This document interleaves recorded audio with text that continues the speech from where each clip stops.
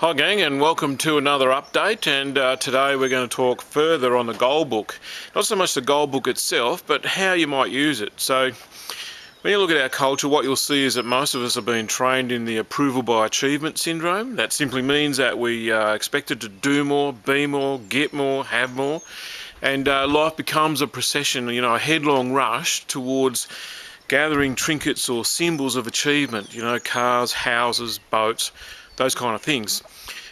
The problem with that, whilst all of it is great, and the truth is we are wealthier than the pharaohs and the kings of 1,000 years ago, because they couldn't even get an ice cream, let alone ride around in mechanised transport, and the limit of their travel for one day was like as far as a horse could go, which is maybe 25 or 30 kilometres. So we are wealthy beyond description as far as those people are concerned. However, we are likely to end up with this approval by achievement syndrome, or this kind of progressive, one goal being that got to be better than the one before it, that kind of thing. My next car is supposed to be more expensive or better than the one before. My next house is supposed to be bigger or better than the one before. We live in houses nowadays that have facilities in them that weren't in resorts, or perhaps were only available in resorts 10 years ago, so lots of houses nowadays that ordinary people have got spas, and they've got saunas and gyms and all sorts of, theatre rooms, the sort of thing that not too long ago you would have had to go to somewhere special to find. Nowadays we tend to find in your regular just being built kind of house. But the real question is, what does it mean for you, and what does it get for you? And that's where the goal book comes in, because you can get sold a dump if you just go for it because of everything that I've just explained.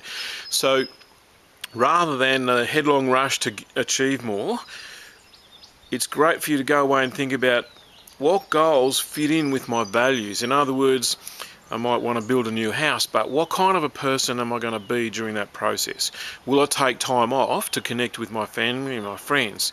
Will I be cheerful, bright and happy and effervescent to be around whilst I'm building that house?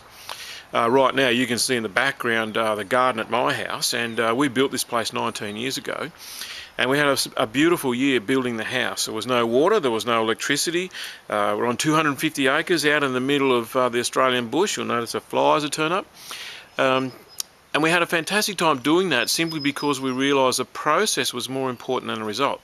Now, sure, we wanted the house, and it's a great house, and it's a very comfortable house, and now it's a great place to live, but it doesn't really do much more than keep the rain and the sun off our heads, because, it did a lot more for us when it was incomplete, because we'd get up each day and we'd hammer and saw and chisel and nail, and the process of building the house was much more rewarding than having the house. And it's something important for you to think about is, during the surge towards reaching my goals, who do I become? How will I behave?